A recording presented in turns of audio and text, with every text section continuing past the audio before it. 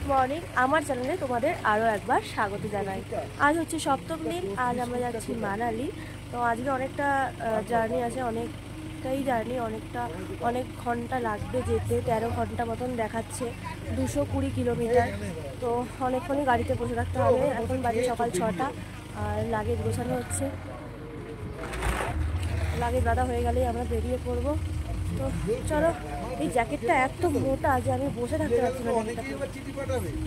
যাই হোক, তো চলো লেটস গো।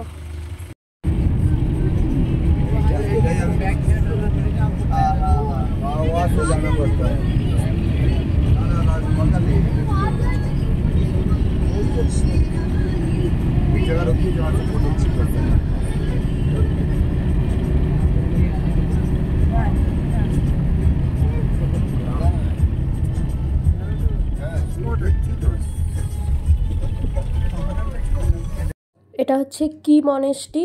আমরা গাড়ি থেকেই এটা দেখে নিলাম, কেননা আমরা আর গাড়ি থেকে নামিনি। গাড়ি থেকে নামলে অতটা উঠতে অনেকটা লেট হয়ে যাবে। তো এদিকে যদি টাইম নষ্ট করি, ওদিকে আমাদের রুমে পৌঁছাতে অনেকটা দেরি হয়ে যাবে। যেহেতু আমরা অনেকটাই লেটে বেরিয়েছি, 6:30 7টা নাগাদ আমরা বেরিয়েছি, তো অনেকটা লেট হয়ে যাবে। যেহেতু 13 ঘন্টা লাগবে যেতে, তাই আমরা গাড়ি থেকে বসেই এটা কি মনেস্ট্রিটা দেখে নিলাম, ভেতরে গিয়ে আর দেখিনি। এখন আমরা যাচ্ছি ছিছাম ব্রিজের উপর দিয়ে। এটি ভারতের হিমাচল প্রদেশের স্পিতি উপত্যকায় অবস্থিত একটি ইস্পাতের ঝুলন্ত সেতু, যা এশিয়ার সর্বোচ্চ সেতু হিসেবে পরিচিত। এটির উচ্চতা হচ্ছে 13,596 ফুট উঁচুতে। তো এর ওপর দিয়ে এখন আমরা যাচ্ছি। এটি ছিছাম এবং কিব্বার গ্রামগুলিকে মূল সড়ক নেটওয়ার্কের সাথে সংযুক্ত করে, যেগুলিতে আগে যাতায়াত করা কঠিন ছিল। আর এর উপরের খাড়া পাহাড় এবং নিচে প্রবাহিত নদী মনোরম দৃশ্য দেখা যায়, তো যেটা ভীষণ সুন্দর লাগে দেখতে।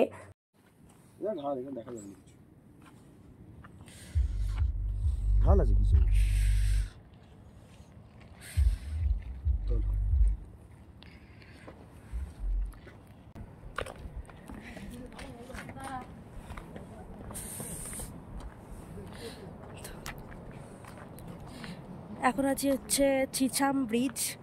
তো এই ছিছাম ব্রিজে এখন হাঁটাচলা করছি, ছবি তুলবো, ভিডিও করব, তারপর বেরোবো। আমাদের অনেকগুলোই স্পট যাওয়ার আছে। তো কি মনেস্ট্রিটা আমরা নামলাম না, যেহেতু দেরি হয়ে যাবে, কিন্তু ব্রিজে নামতেই হতো। এত সুন্দর একটা জায়গা মিস করলে চলে।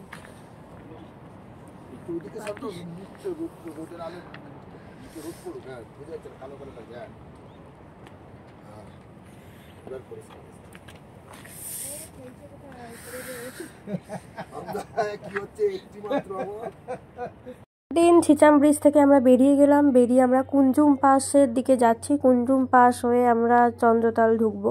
এখন যাবো হচ্ছে কুঞ্জুমলা মন্দির। এখানে কুঞ্জুম পাসের ওখানে একটি মন্দির আছে, ওখানে ঢুকবো। আর আমরা সেরকম আমরা শুধু দূর থেকেই বরফ দেখতে পেয়েছি, সামনে খুব একটা বরফ দেখতে পাইনি এখনো পর্যন্ত। তাও কুঞ্জুম পাসের ওখানে গিয়ে একটু বরফ পাবো আশা করছি, জানি না কি হবে, দেখি, চলো যাই। আর যদি বরফ দেখার জন্যই আসতাম, তাহলে কিন্তু এই জায়গাগুলো আমরা ঘুরতে পারতাম না, কেননা এখানে যখন বরফ পড়ে তখন রাস্তা সব বন্ধ থাকে, স্পিডি ট্যুর হয় না। বরফের স্পিডি ট্যুর বন্ধ থাকে, তাই বরফ যখন থাকে না তখনই একমাত্র স্পিডি ট্যুর করা যায়। তো তোমরা যদি স্পিডি ট্যুর করতে চাও, তোমরা বা আপনারা যারা স্পিডি ট্যুর করতে চাইবেন, তারা মে মাসের শেষের দিক করে আসবেন। মে মাসের শেষের দিক করে আসলে তখন এই রাস্তাগুলো সবকটা খুলে যায়, তখন একমাত্র ভালোভাবে এই ট্যুরটা করা যাবে। এর আগে আসলে রাস্তা বন্ধ পাবেন, ঘোরা যাবে না। আর এটাই হচ্ছে কুঞ্জুমলা মন্দির। এখানে এলাম। এখানে একটা ব্যাপার আছে, ওই পাথরের মধ্যে নাকি কয়েন দিলে কয়েনটা চিপকে যায় নিজে থেকেই। তো আমি পারিনি চিপকাতে, ওটা একটা ওদের টেকনিক আছে, আদৌ ওরকম কিছু ব্যাপার নয়। ওটা ওরা যেরমভাবে লাগাচ্ছে সেরমভাবে লাগাতে হবে, তবেই ওটা লাগবে। তো আমরা এমনি নর্মালভাবে লাগাচ্ছিলাম, কিন্তু লাগছিল না। ওদের একটা টেকনিক আছে, ওরকমভাবে পট করে লাগিয়ে দিলেই ওটা লেগে যাচ্ছে। তো এরকম একটা ব্যাপার আছে। তো আমি অনেকবার চেষ্টা করেছি, লাগেনি, পড়ে যাচ্ছে।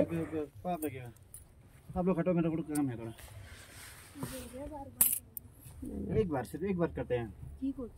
यहाँ जा पड़े আছে তো काली माता का कहाँ कौन सी में रहते हैं?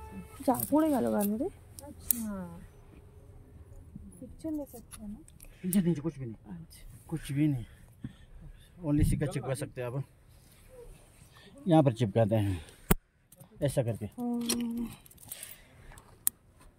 बस एक बार, एक ज़्यादा नहीं चिपका, मैंने एक बार में किया ना। अच्छा, दिन भर करेगा तो लगेगा एक बार। सरोज मैं थोड़ी क्लोजिंग करना হয়েছিল। এখানে এই রাস্তার ধারে এরকম শক্ত শক্ত বরফ পড়েছিল, সেরকম বরফ পাইনি। এই রাস্তার ধারে একটু বরফ পেয়েছিলাম হাতে ধরার মতো। এখানে সবাই বরফ ছোড়াছুড়ি করছিল, তাই ভাবলাম আমি একটুখানি বরফ ছোড়াছুড়ি করি। কিন্তু বরফগুলো নোংরা ছিল, কিছু কিছু জায়গা পরিষ্কার ছিল, সেখান থেকেই তুলতে হচ্ছিল। বাকি সব কাদা জলে, যেহেতু গাড়ি যায় না এখান থেকে, কাদা জলগুলো সব ছিটকায়, তো বরফগুলো সব গলে গলে কাদা জলে হয়ে গেছে। তো গাড়ি গেলে কাদা জল ছিটকে বরফগুলো সব কালো হয়ে গেছিলো। এই রাস্তার ধারে একটু বরফটাও পেয়েছিলাম, ওখানেই একটু বরফ ছোড়াছুড়ি করে নিচ্ছিলাম আর কি।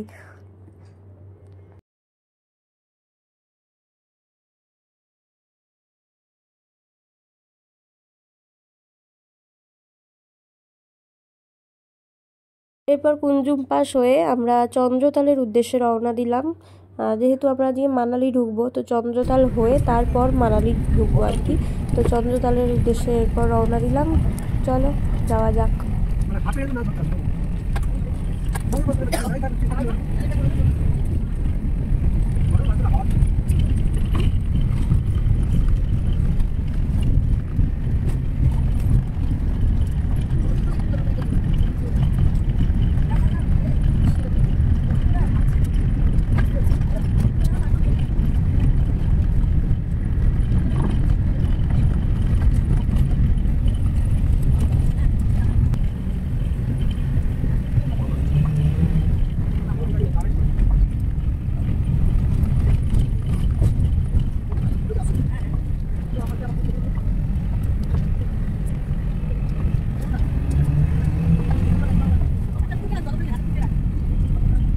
তো এখন আমরা যাচ্ছি হচ্ছে চন্দ্রতাল লেক।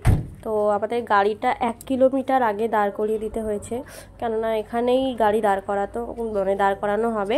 আমার সর্দি হয়েছে, কথা বলতে একটু প্রবলেম হচ্ছে, যাই হোক। তো গাড়ি দাঁড় করিয়ে রেখে আমাদেরকে 1 কিলোমিটার হেঁটে ওপরে উঠতে হবে। তো আমরা একটু খাওয়া দাওয়া কিছু করলাম, করে রেস্ট নিয়ে একটু দেন আমরা হাঁটতে শুরু করলাম। আর এখানের লোকেরা বলে যে 1 কিলোমিটার হাঁটতে হবে, কিন্তু একদমই না, তারও বেশি আমার মনে হয়েছে। 1 কিলোমিটারেরও অনেকটাই বেশি, প্রায় 2 কিলোমিটার হাঁটা পথ। মানে যাদের শ্বাসকষ্টের প্রচণ্ড প্রবলেম আছে তাদের একটু কষ্ট হবে। ভুল করে অক্সিজেন ক্যানটা গাড়ির মধ্যেই ফেলে রেখে চলে এসেছি। অসুবিধে ছিল না, আমার কাছে কর্পূর ছিল, রুমালের মধ্যে আমি কর্পূর নিয়েছিলাম। যাদের কাছে অক্সিজেন ক্যান থাকবে না, তোমরা কর্পূরও ক্যারি করতে পারো। তো এটাও ভীষণ উপকারী একটা জিনিস।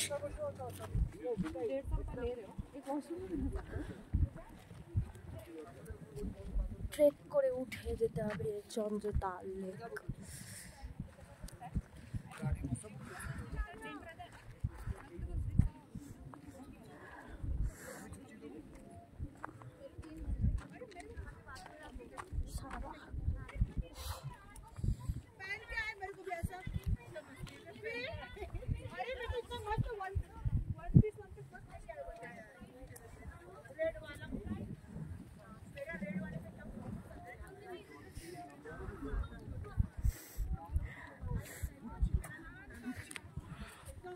ওই যে দেখা যাচ্ছে আমাদের স্বপ্নের চন্দ্রতাল লেক।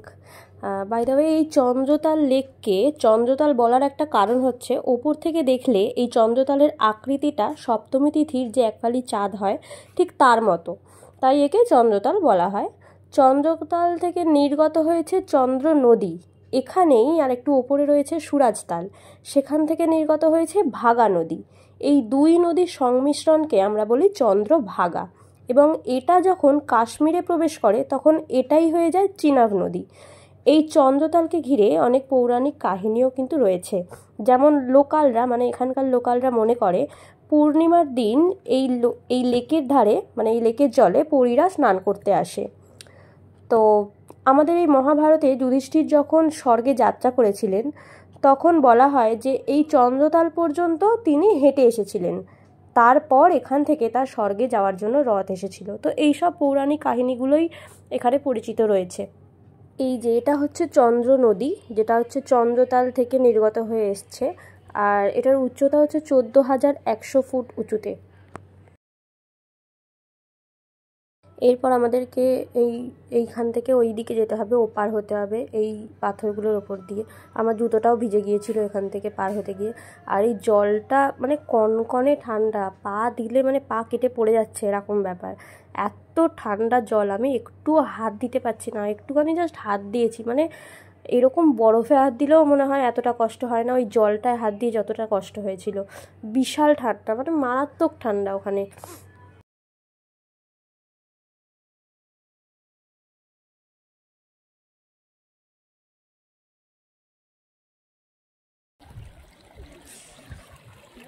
পরিষ্কার, পুরো স্বচ্ছ কাচের মতো জলটা।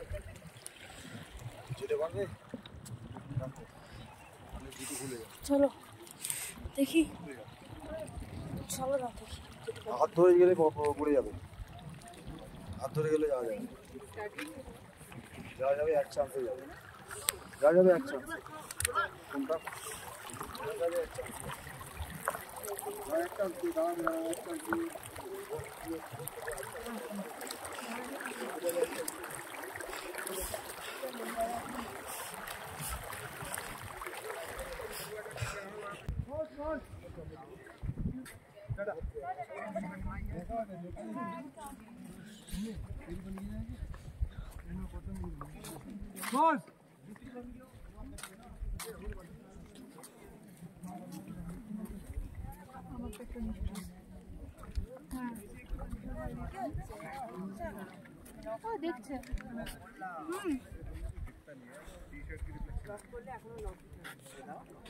তো এখানে আমি একটা স্লোমো ভিডিও করেছি, সেটাও আমি এখানে এটার সাথে অ্যাটাচ করে দিচ্ছি।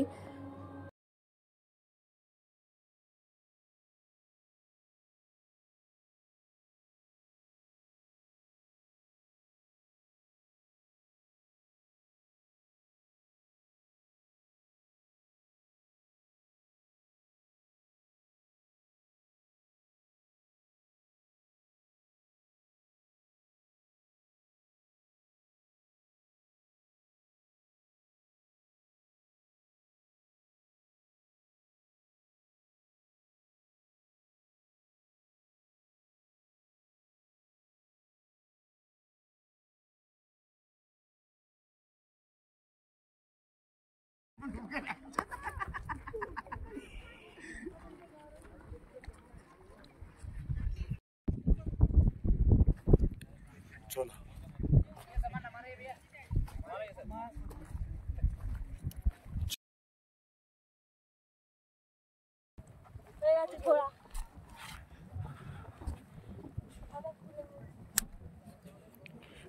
বলবো একবার হলেও এই চন্দ্রদ্বার লেকে আসবে, তাহলে সবার মন খুশ হয়ে যাবে।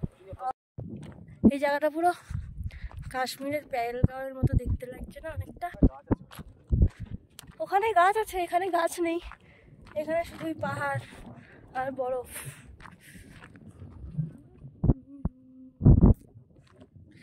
সবাইকে বলবো একবার হলেও চন্দ্রদ্বার লেক ঘুরবে, দারুণ অভিজ্ঞতা হবে। একটু কষ্ট হবে, কিন্তু যখন পৌঁছে যাবে তখন দারুণ লাগবে।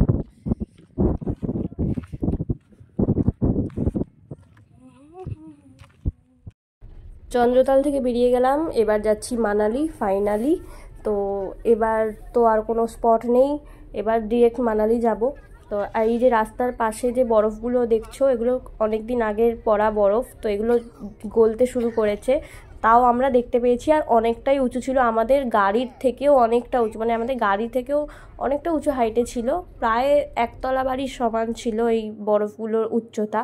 তো আমরা তো সেরকমভাবে বরফ পাইনি, তো এই যা বরফ পেয়েছি এইটাই ছিল। আর এইখানের বরফটা গলেনি তখনও অবধি, ছিল এরকমভাবেই রাস্তা, বরফের মাঝখান থেকে কেটে রাস্তা করা হয়, তাই রাস্তার অবস্থা ভীষণ খারাপ। এরপর ওখান থেকে বেরিয়ে তারপরে যে রাস্তাগুলো কিন্তু ভীষণ খারাপ অবস্থা। আমাদের ড্রাইভার কাকু ভীষণ ভালো ছিল, মানে এত সুন্দর গাড়ি চালিয়েছে, মানে সত্যি বলবার মতো না, ভীষণ ভয় লাগছিল। এই রাস্তাগুলো খুব সুন্দর করে হ্যান্ডেল করেছে। আর এই যে এখন এত রোদ, এটা কিন্তু ছিল সন্ধে 6টা, ওখানে সন্ধে 6টার সময় এরকম রোদ। সন্ধে হয় ওখানে রাত্রি 8:30 8টা এরকম সময় সন্ধে হয়, সন্ধে নামে ওই টাইমটা হালকা হালকা অন্ধকার হয় 8টা নাগাদ। আর বাদ বাকি ওই 8টার আগে অবধি 8:45 7:30 নাগাদ এরকম আলো থাকে ওখানে। আমাদের এখানে এটা দুপুরবেলার আবার এরকম রোদ থাকে, ওখানে সন্ধে 6টা নাগাদ এরকম রোদ থাকে।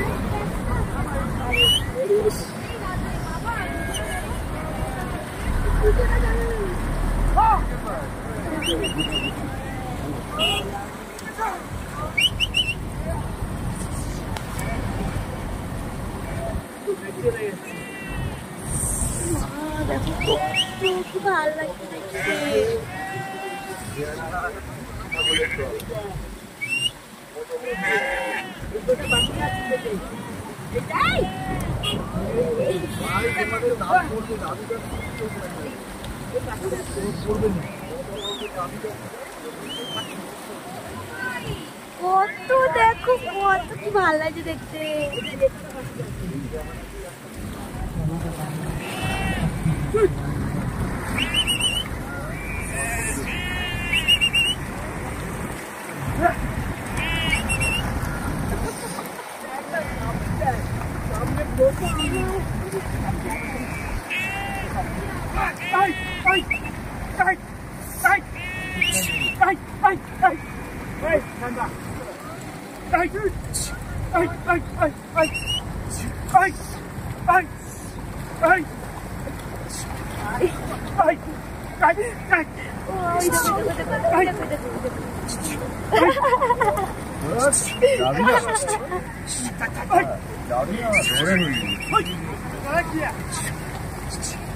ওটা আমার চলে যাচ্ছে, ওটা আমার পেছন দিকে চলে যাচ্ছে।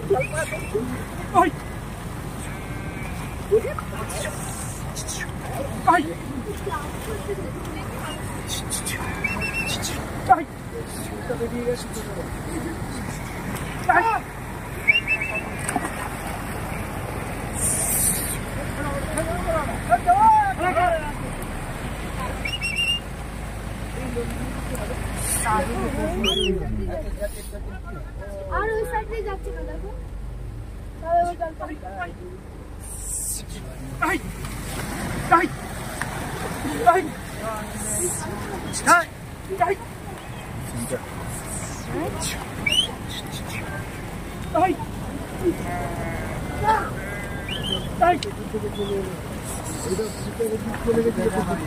রাস্তা নেই।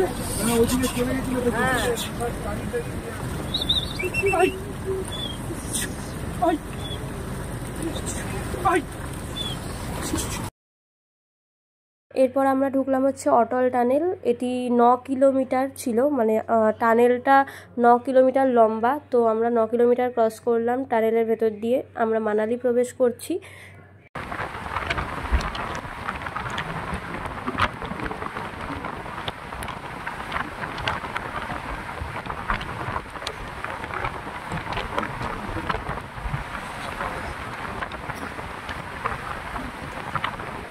তো অ্যাট লাস্ট পৌঁছই অনেকটা লেটে। এইটাই ছিল আমাদের হোটেল, হোটেলের নাম ছিল হোটেল সুরভি। তো এটাতেই আমরা থাকবো 2 দিন, এটাতেই আমরা ছিলাম। এখন বাজে রাত 11টা, আর এখন রুমে এসে পৌঁছলাম। আর শরীরে দিচ্ছে না, গলার অবস্থা ভীষণ খারাপ। সেই 6:30টায় বেরিয়েছি আর এখন পৌঁছলাম রুমে। মানে অসম্ভব মাথার যন্ত্রণা, একদমই ভালো লাগছে না। ভিডিওটা আজকের মতো এইটুকুই, দেখা হচ্ছে নেক্সট ভিডিওতে। বাই।